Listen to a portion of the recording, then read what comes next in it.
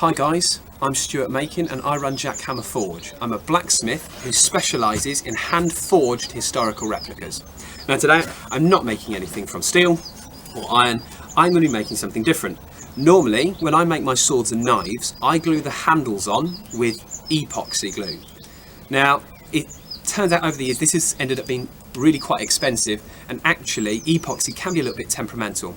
You do it when it's too cold, the glue's brittle and it shatters. You don't put enough of the hardener in, you've got a glue that never ever really sets. So I've been doing a little bit of research, and it turns out, historically, there is a glue called Cutlers Resin. Now, Cutlers Resin is apparently a really good glue used by cutlers historically for gluing handles on knives and swords, exactly what I want it for.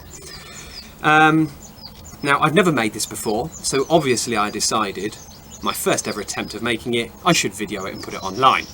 So if this all goes wrong, you're all going to have a good laugh at my expense, but if I get it right, hopefully this will be a good video to show you guys how to make your own Cutlers Resin for when you want to fit your own sword and knife handles. I researched quite a lot of different recipes for Cutlers Resin, and there's quite a lot of variation. But the three basic ingredients of all Cutlers Resins you will need.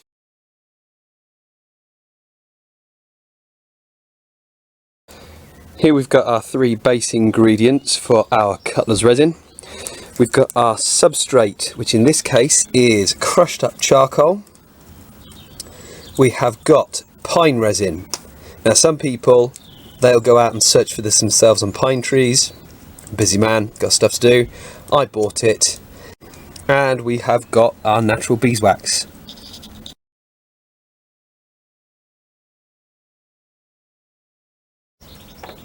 Beeswax.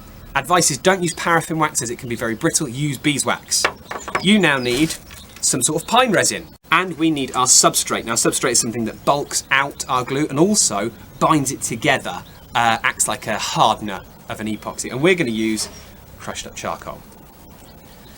First things first, we need to crush up some of our charcoal. This charcoal I literally got out of a portable barbecue.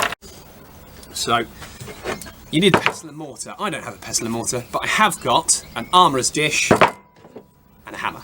So we're going to crush up some charcoal to make it into a nice powder. So, a lot of the recipes suggested there are different forms of Cutlers Resin, and for different purposes. You can either crush your substrate really fine, which means that your glue will not be as strong because the big chunks of the substrate bind it together, but it will flow a lot nicer and will look a lot neater.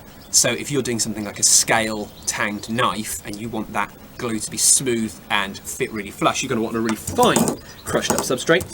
But if you want something that binds really well and fills gaps, like in a sword handle, you can have a much more coarse substrate. So it's stronger, but it won't be as pretty. But in something in a sword handle that's hidden, it doesn't really matter. You want strength.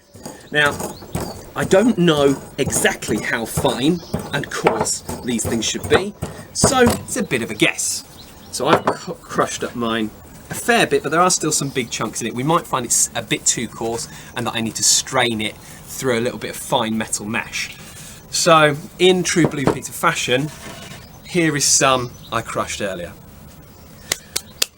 The best recipes I found, what I've done is I've researched quite a lot of different recipes and I've combined them together to come up with the best recipe that I like the look of. Essentially, what most of them seem to suggest is you want equal parts of resin and charcoal by volume, not by weight. Equal parts resin and substrate, in our case charcoal, by volume. You then want to mix in between 10 and 15% of that weight of beeswax. So, we've got 400 grams of resin and charcoal combined, so we're going to need 40 grams of beeswax. Now it says 10, that's 10%. They say between 10 and 15%. The more or less beeswax you add will change the consistency of your Cutlers Resin. If you have more beeswax, it will be softer. It will have a longer open time, which means you can work with it a bit more, and it's a little bit mouldable, but it won't be as strong. If you put less beeswax in, it will be more hard, it will set quicker, but it will be stronger. If you have too little beeswax, your glue could potentially shatter and break. If you have too much beeswax, it will just be a gooey, putty sort of mess. So it's all a little bit of trial and error. And after the video, once I've had a play around with the glue, I'll have a little practice run, I'll tell you how it turned out and if I decide to change any of the ratios or anything like that. So we've got our 3 ingredients. Now we need to melt the resin. So we're going to change the camera angle and go over to the fire.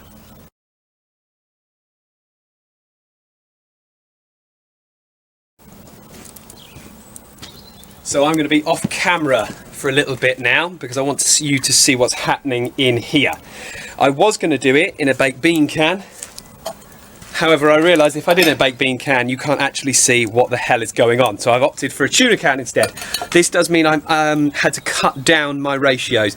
I'm now using half the amount of resin and substrate charcoal, which makes 200 grams of that mix. So I'm only using 20 grams of beeswax. I've had to half everything to fit it in the tuna can. Oh, by the way, if you order a sword off me in the next few months and it smells a little bit fishy, this is probably why. I might not have cleaned it out properly. So, need you to see what's going on in here because we do not want to boil the resin. It must be heated very gently. So I'm not put the tin directly on the fire. I have put wood and charcoal in together till it beds down to a nice bed of embers.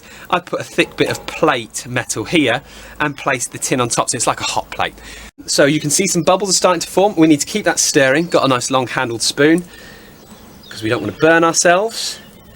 You can do this on a coffee maker hot plate because that's a nice gentle heat. You can even do it if you were to heat a cast iron frying pan and put another pan in that. Some people say you can do it in a glass jar or kiln jar. I don't recommend this because if you get glass hot and it's not tempered properly, it can shatter and explode. Then you've got hot, sticky glass going everywhere. Think Greek fire or napalm filled with shards of glass. Now you can see that the grains of the resin have reduced down into a nice thick liquid, nice amber liquid. At this point, before it boils, we are going to add in our charcoal substrate. So we're going to add a little bit of that at a time. I'm going to use the baked bean tin to add that in so I don't put my hand directly over an open fire. Safety first, guys. Just going to add a bit of that and we're going to stir it. Stir it in because what we don't want is thick globs of substrate surrounded by unsubstrated resin, because otherwise you're going to get crap glue. Now looking at this as I pour it in, I'm concerned that I've not crushed this up enough. It does look very, very chunky. So what I might do after my first testing attempt is I might sieve it through a bit of fine metal mesh to get rid of the thicker chunks. Right. Okay, we've mixed in our charcoal and our resin. It's now nice and melty over the fire. Now you do not want to burn this.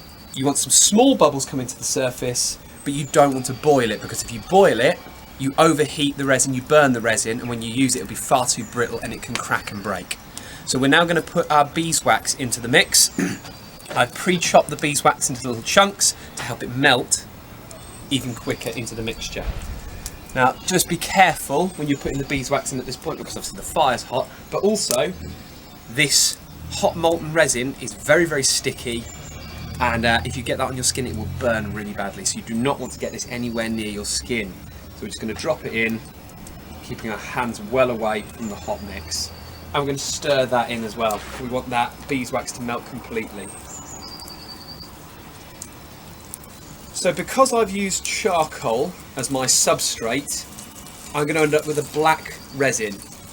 Now I don't mind that. I actually quite like the look of a black resin or black glue when you glue in your scale tangs on your scale tans or knives. You get that thin little black edge in between the metal and the piece of wood or the bone or antler that you're gluing into place. I think that looks really smart, almost like framing it with that little thin black line.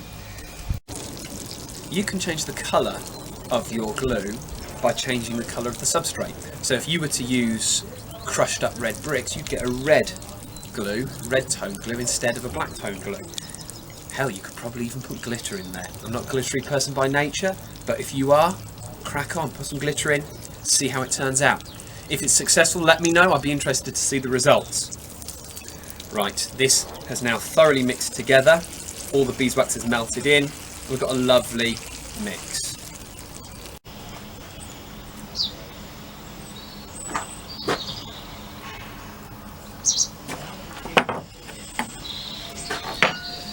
We've taken our resin off the fire because it's all nicely mixed together. All the substrate, the wax and the resin is melted. I was a little bit concerned about how coarsely I'd ground the charcoal, but it does seem that the bigger, heavier chunks of the charcoal have sunk to the bottom, so it might be that I don't need to strain it anymore. However, at the same time, if those big chunks of charcoal aren't now mixed into the resin, my ratio of substrate to resin might not be very good. But like I said, this is trial and error, so I'll just have to give the resin a go, give the Cutlers resin a try, and then adjust my formula as necessary. There is a couple of little tests you can do to see if you're roughly at the right sort of consistency. So what we're going to do is we're going to stir all this mixture with a pencil, get a nice coating of the resin on the pencil, and then we're going to quench it in this bowl of water, cold water, to quench it straight off. Now, you should still be able to dig your fingernail into the surface of the resin ever so slightly, but you shouldn't be able to cut all the way through to the pencil. So if I do that, obviously you can't see it very well from the camera, but that resin is cutting with my nail, but it's not cutting all the way through to the pencil. The other test, we're going to put another little layer on.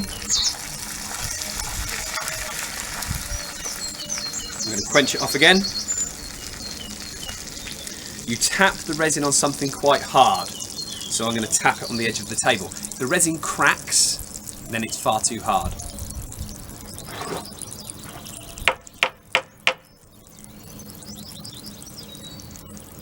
Right, our resin has not cracked. So I would say, as an approximate guess, this is a pretty good mix for our Cutlers resin.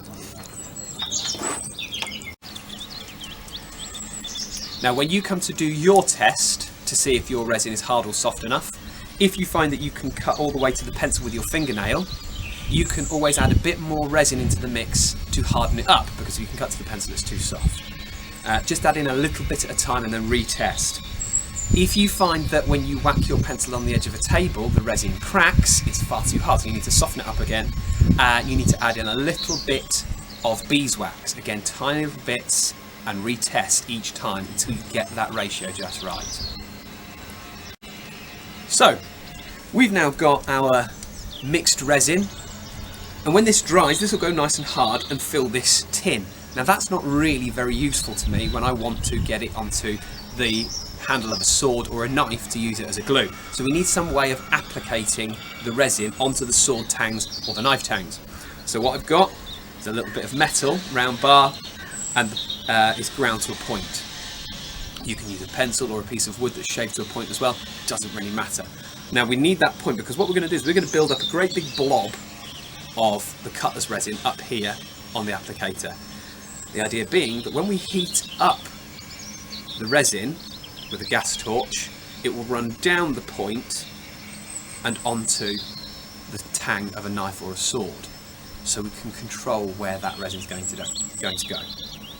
And the way to apply the resin to the applicator is to dip it in, let it cool, then dip in to build up layers and layers. Who remembers going on holiday and having a go at making your own candle? You dip it in all the different colours and it looks like one of those delicious ice lollies. I found out as a child they're not a delicious ice lolly, they're actually quite disgusting. Don't eat candles.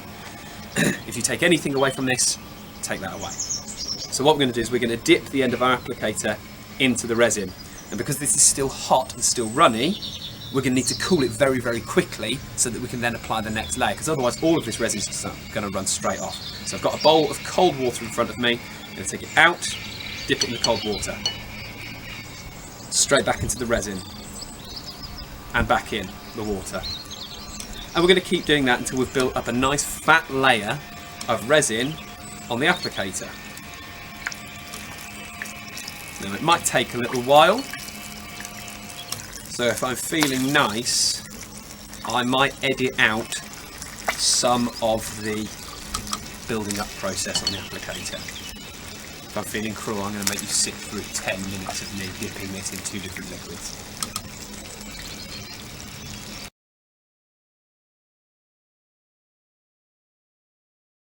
It's taken me about 5 minutes of constantly dipping between the resin and the water to build a glob big enough to use. Now, I can't actually see the tip of the applicator here, so that's not very useful. So what we're going to do is we're going to cut the resin away about 20mm to 25mm, so that's about 3/4 to an inch, so we can actually see the tip of the metal applicator, because we want to be able to point that at what we want to put the glue on, so that it flows down and goes where we want it to go. So now we've got a great big clump like that. Whilst this is still slightly warm, slightly sticky, what you can do is you can roll it on a chopping board or a piece of metal. Don't do this with your hands because this will still be hot. And you can shape it into a nice neat little glob, because what we want is it to taper towards the end. It's going to heat this thin part of the resin up first, so that we don't get a massive great big slump of resin going into our knife or sword handle all in one go. So you can see now that we've got the point of the applicator sticking out and a nice big ball of resin. That's basically it. The next stage is having a go at using it. Once I've had a try with using it, I might even do a video to show you that process as well. I'll let you know how it goes. If you decide to have a go yourselves, good luck. And if you have good results, please let me know. I'd love to hear from you. If you'd like to see the kind of things I normally make, please feel free to go over to my website, jackhammerforge.co.uk, and my Facebook page, Jack Hammer Forge. I'm also on Instagram. Hopefully I'll see you for another video soon, guys. Take care and good luck.